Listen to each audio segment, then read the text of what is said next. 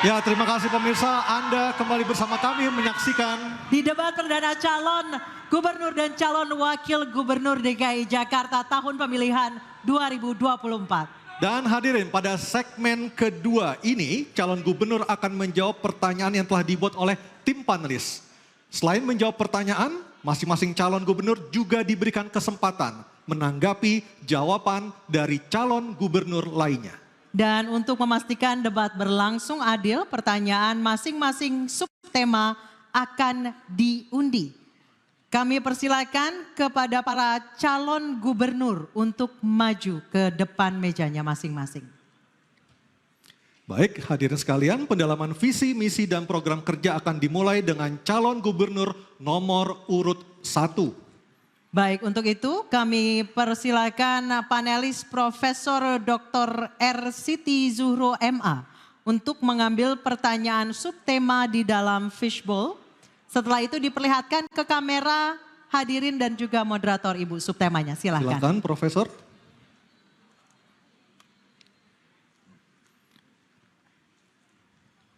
Subtema apa yang diambil Profesor Siti Zuhro? Kita lihat bersama-sama.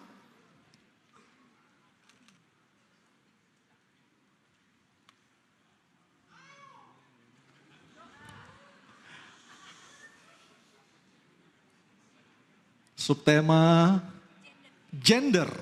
Oke.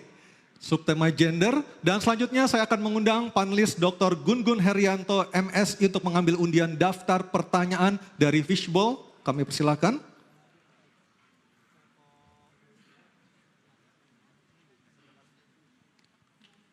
Bisa disebutkan, Profesor Gun-Gun? A. Oke, baik. Gender huruf A. Saya akan mengambil amplopnya. Baik. Ini kita perlihatkan terlebih dahulu, masih dalam posisi tersegel. Masih dalam posisi tersegel, ini memastikan bahwa pertanyaan dijamin kerahasiaan. Silakan Anissa dibaca.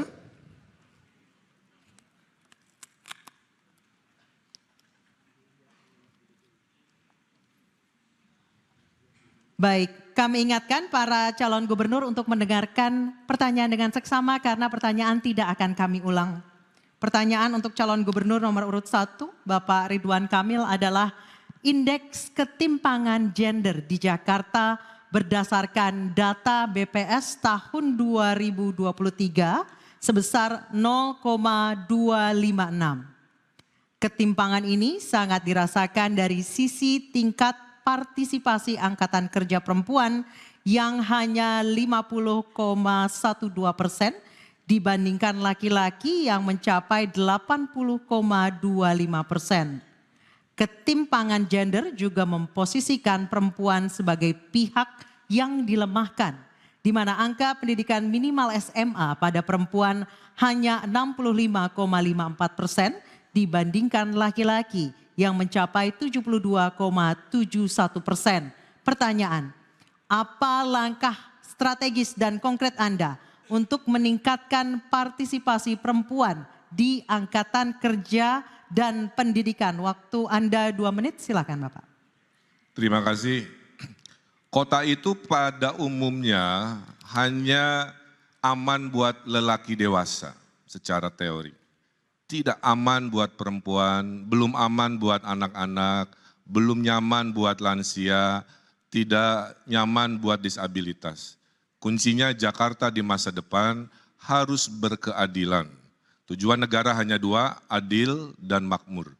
Maka sebagai gubernur, kalau nanti warga masih merasa tidak adil, silahkan laporkan, diskusikan.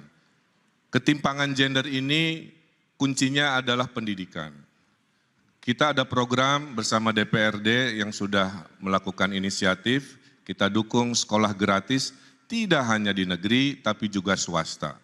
Swasta yang ditunjuk. Insya Allah partisipasi sekolah, ada 1.100-an yang putus sekolah, itu kita bisa lakukan sebuah dukungan khususnya ke kaum perempuan. Kita ada program namanya Sekolah Perempuan, buat emak-emak, buat ibu-ibu, nanti sekolahnya di Balai RW. Kurikulumnya tentang ekonomi keluarga, keharmonisan keluarga, dan lain sebagainya. Emak-emak yang butuh pekerjaan, kita ada kredit mesra, tanpa bunga berbunga, tanpa agunan, daftar emak-emaknya cukup berlima. Inilah namanya kredit kelompok 1, 2, 3, 4, 5. Satu masalah 4 bertanggung jawab, puluhan ribu sudah pernah saya lakukan. Kombinasi dengan akses kemudahan berusaha, kombinasi dengan sekolah informal emak-emak, dan sekolah gratis untuk perempuan di level formal, 3 itu saya kira akan meningkatkan kualitas indeks sehingga ketimpangan gender bisa kita selesaikan. Saya kira perempuan harus dilindungi, perempuan harus memiliki yang namanya kesetaraan dengan perlindungan oleh gubernur dan pemimpin Jakarta. Terima kasih. Baik. Terima kasih Bapak Ridwan Kamil.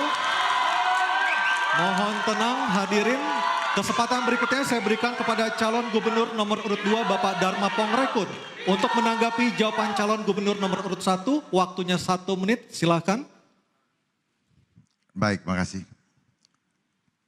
Kesetaraan gender seharusnya terjadi ketika kita bersikap adil. Dan fondasi untuk kesetaraan itu adalah adab. Tanpa adab, maka kebijakan yang diambil tidak akan pernah adil.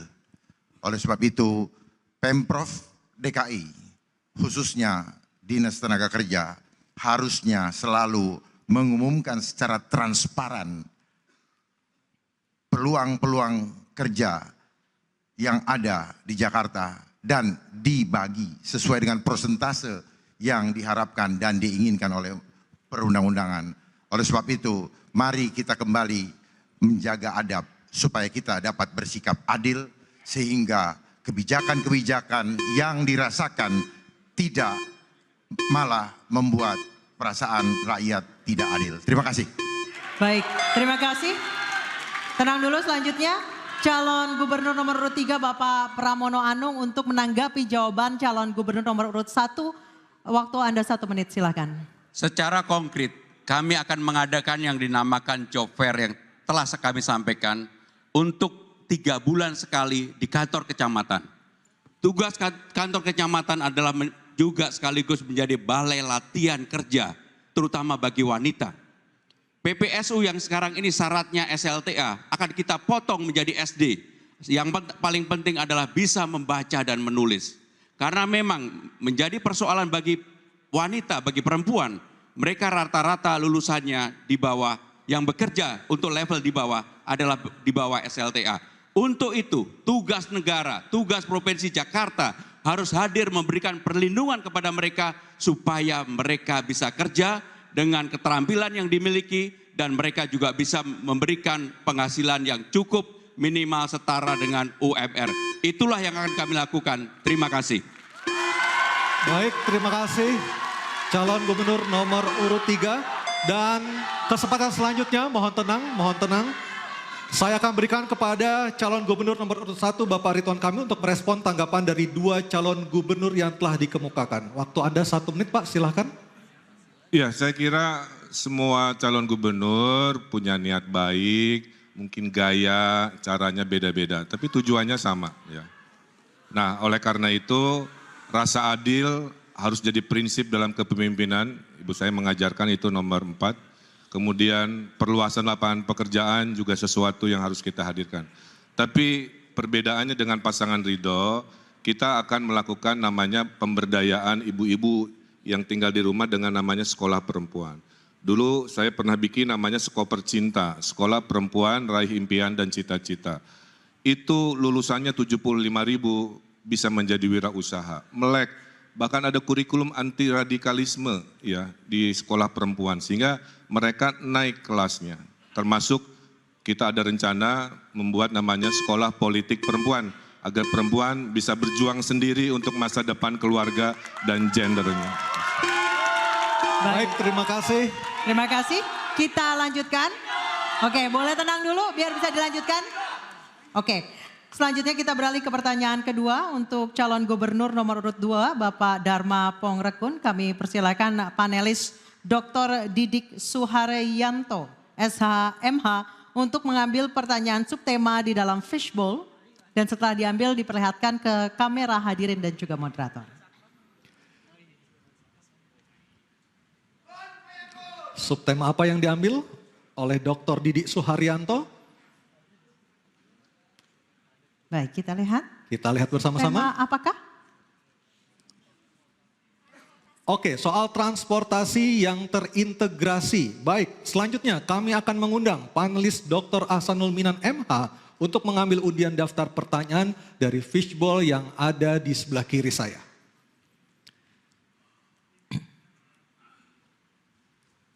Ya, sudah diambil bolanya. Silakan dibuka. A. Oke. Transportasi dan terintegrasi huruf A. Huruf A. Baik, Kita lihat. kita lihat. Saya perlihatkan terlebih dahulu, masih tersegel amplopnya. Masih tersegel amplopnya. Silakan. Tandanya kerahasiaan dari pertanyaan ini. Oke, kita buka dulu. Baik, kami ingatkan lagi para calon gubernur untuk mendengarkan dengan seksama karena pertanyaan tidak akan diulang. Subtema transportasi terintegrasi. Berdasarkan TomTom Traffic Index tahun 2022, Jakarta menduduki peringkat ke-29 sebagai kota termacet di dunia. Warga Jakarta membutuhkan waktu 53% ekstra lebih lama untuk mencapai tujuan perjalanan mereka selama jam sibuk dibandingkan waktu perjalanan normal. Jumlah kendaraan bermotor tahun 2023 melonjak 24,3% dari 2017 sehingga total kendaraan mencapai 21,9 juta unit berdasarkan data dari Korlantas Polri dan Dinas Perhubungan DKI Jakarta. Aspek transportasi umum dan mobilitas merupakan kelemahan terbesar Jakarta untuk menjadi kota global. Pertanyaan, bagaimana program strategis dalam 5 tahun kepemimpinan Anda untuk mengatasi kemacetan di Jakarta? Waktu menjawab 2 menit dimulai dari Anda berbicara, kami persilahkan. Dengan mengoptimalkan apa yang sudah ada, terutama manajemen. Tidak perlu dulu menambah armada. Manajemen diperbaiki, dioptimalkan, pastikan setiap trek itu jaraknya 10 menit dan harus dipastikan. Kemudian dipastikan keamanan supaya disabilitas, lansia, ibu-ibu hamil maupun anak-anak itu mendapatkan maintenance atau treatment yang khusus. Sehingga demikian juga dengan penggunaan kendaraannya. Kendaraannya harus nyaman, AC-nya dingin, baunya tidak pengap. Dan juga hindari dari hal-hal yang tidak baik. Oleh sebab itu juga perlu ditanamkan budaya budaya antri kepada anak-anak. Masukkan di dalam kurikulum supaya budaya antri ini ada di dalam adab kita. Kemudian baru setelah itu kita evaluasi apakah perlu ditambahkan. Kalau perlu baru kita tambahkan. Jangan kita mengeluarkan anggaran tetapi kita sebenarnya tidak tahu faktor mana yang perlu kita perbaiki. Kemudian kita perlu mengurai kemacetan dengan apa? Dengan membuat suatu compound yang tersentralisasi di mana di situ ada tempat tinggal, ada pasar, ada sekolah sehingga transportasi ini juga bisa terkonsolidasi dan dibuat minimal 500 meter dari pemukiman sebagai vendor daripada MRT atau LRT ataupun Transjakarta, yaitu mikrotransportasi yang terhubung satu dengan yang lain. Kemudian juga disiapkan kantong-kantong parkir yang nyaman dan aman supaya banyak orang yang mau naik transportasi umum karena keamanan kendaraan yang tinggal itu terjamin. Waktunya habis. Waktunya habis. Terima kasih. Dan kami persilakan kepada calon gubernur nomor urut 1 Bapak Ridwan Kamil untuk menanggapinya dalam waktu 1 menit. Kami persilakan Pak Ridwan Kamil. Ya, mengatasi macet ada 2 ideologi. Ideologi memfasilitasi pergerakan MRT, LRT, Transjakarta, busway, bikeway, dan lain sebagainya. Kita mungkin akan coba berinovasi membuat riverway atau perahu melintasi 13 sungai di Jakarta. Kemudian juga perluasan yang namanya flyover masih dibutuhkan secara reality. Ya. Nah, ideologi kedua yang pasangan Ridho akan kembangkan selama 5 tahun adalah mengurangi pergerakan, membangun pusat-pusat pertumbuhan, CBD di Ancol, di PIK, di Meruya, di Kelapa Gading, di TB Simatupang. Sehingga orang selatan tinggalnya di selatan, tidak usah ke pusat, kerja di selatan, ngemol di selatan. Orang di barat, tinggal di barat, kerja di barat, ngemolnya di barat, tidak harus semua ke pusat. Kemudian kita pergilirkan yang namanya work from home. Senin industri media, Selasa industri hukum, sehingga mengurangi pergerakan, digabung memfasilitasi pergerakan, insya Allah mengurangi kemacetan. Baik, waktunya habis. Terima kasih. Selanjutnya kami persilakan calon gubernur nomor urut 3, Bapak Pramono Anung untuk menanggapi. Bapak, waktu Anda 1 menit, silakan. Transjakarta tidak cukup untuk mengatasi menyelesaikan persoalan macet di Jakarta. Aglomerasi telah ada, maka yang harus dilakukan adalah Transjabodetabek. Untuk itu, maka harus diatur dari ujungnya. Saya termasuk yang akan membebaskan 15 golongan yang sekarang ini sudah naik busway gratis, maka mereka naik MRT dan LRT juga gratis, baik itu dari Bekasi, dari Tangerang Selatan, dari Bogor, dan dari manapun apabila fasilitas itu ada. Kenapa itu dilakukan? Supaya orang berkurang banyak masuk ke Jakarta bawa kendaraan pribadi. Jadi maka dengan demikian yang paling penting untuk mengatasi kemacetan di Jakarta adalah Trans Jabodetabek, bahkan kalau perlu sampai dengan Puncak dan Cianjur. Kenapa itu harus dilakukan? Sekali lagi, untuk mengatasi supaya tidak banyak mobil atau kendaraan pribadi yang masuk ke Jakarta. Terima kasih. Baik, terima kasih. Hadirin harap tenang terlebih dahulu. Kami memberikan kesempatan berikutnya kepada calon gubernur nomor urut 2 Bapak Dharma Pongrekun untuk merespon tanggapan kedua calon gubernur nomor urut 1 dan 3. Waktunya 1 menit, kami persilahkan. Baik, pendapat dari kedua paslon tidak salah, semua benar. Hanya yang diperlukan adalah prioritas mana yang perlu kita dahulukan. Karena waktu kita hanya 5 tahun, kita tidak bisa berretorika dengan berangan-angan, sementara pada saat kita turun nantinya itu belum terlaksana. Jadi yang pertama kita harus lakukan adalah bagaimana kita mengoptimalkan manajemennya dulu. Jangan sampai aturannya sudah ada tetapi hanya menjadi aturan dan tidak dikawal bagaimana kelanjutannya. Jangan sampai ada programnya apalagi kalau tidak dilaksanakan. Jadi semua menjadi percuma ketika hanya menjadi rencana tanpa eksekusi. Kita perlu segera eksekusi, bukan lagi berdiskusi. Terima kasih. Baik, waktunya masih ada Bapak? Masih ada sisa waktu? Sudah cukup? Oke, baik. Terima kasih untuk jawaban dan juga tanggapan dari ketiga pasangan calon gubernur. Dan kita akan melanjutkan berikutnya. Baik, selanjutnya kita akan beralih ke pertanyaan untuk calon gubernur nomor urut 3 Bapak Pramono Anung. Untuk itu kami persilakan panelis Profesor Dr. Nurliah Nurdin SOS MA untuk mengambil subtema di dalam fishbowl. Setelah diambil boleh diperlihatkan ke kamera hadirin dan juga moderator. Baik, sudah diambil, dibuka bolanya, dibaca kertasnya dan diperlihatkan kepada kita semua.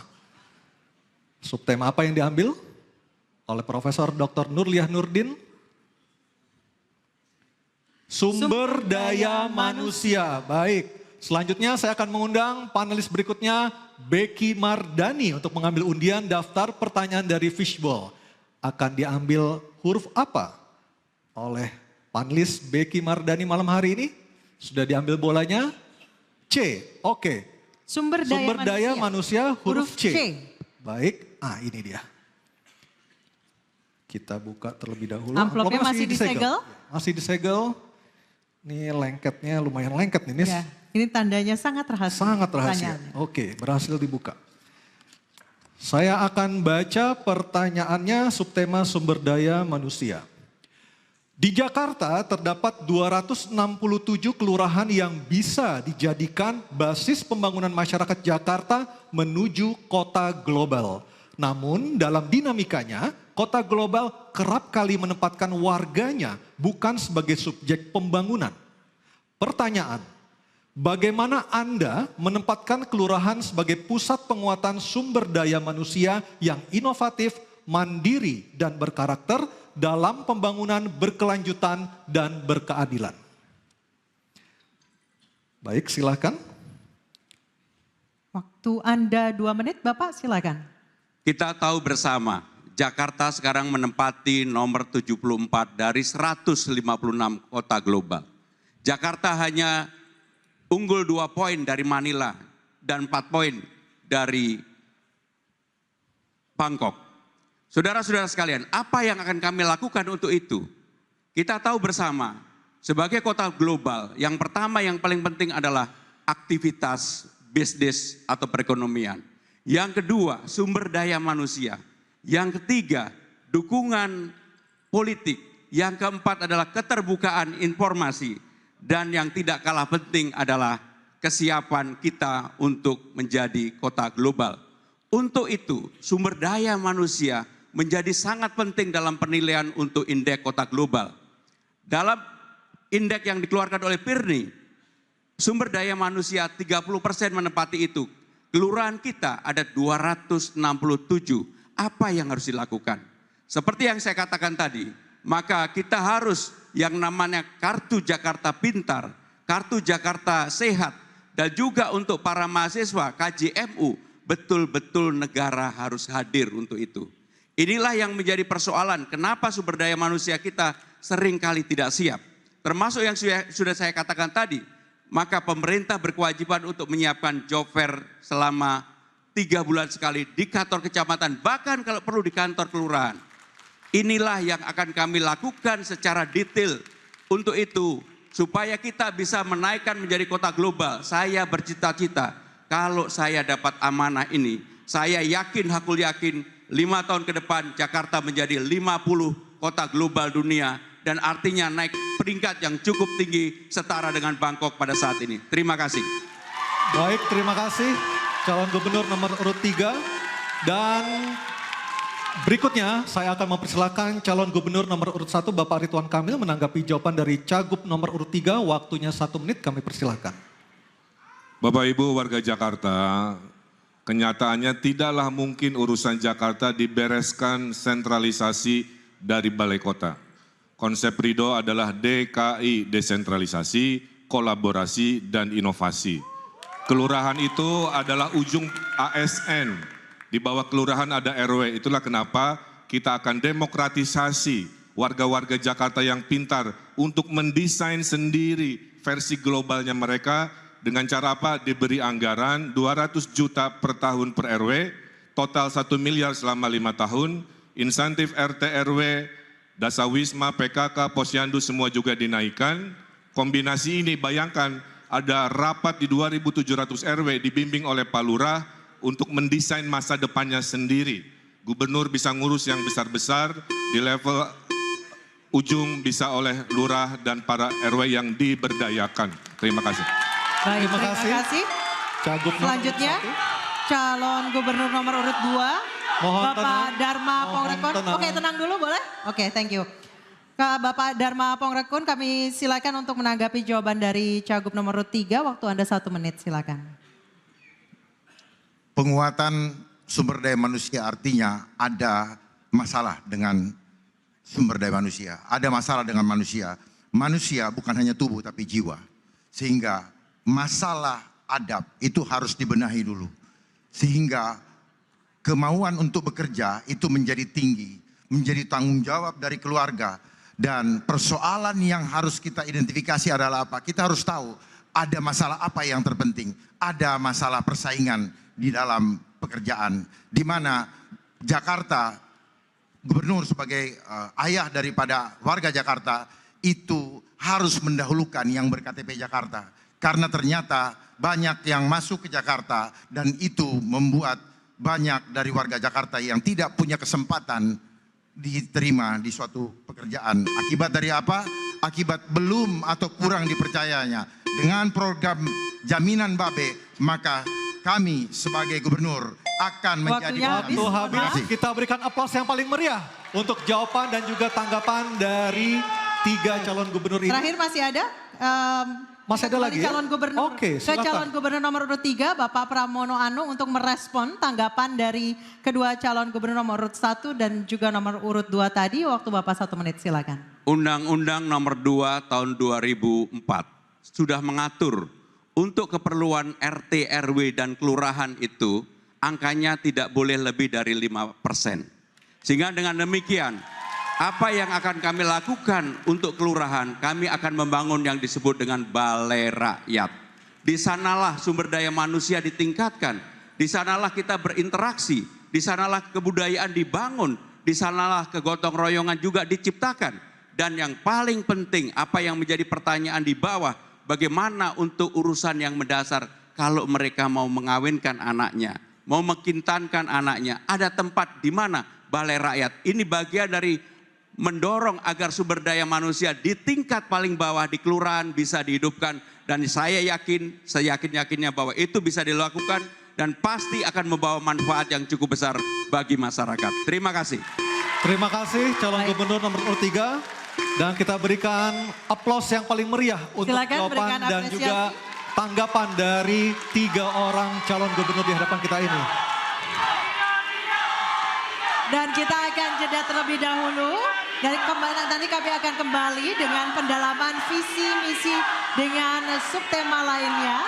Sejumlah gagasan akan disampaikan oleh 3 calon wakil gubernur DKI Jakarta di segmen berikutnya.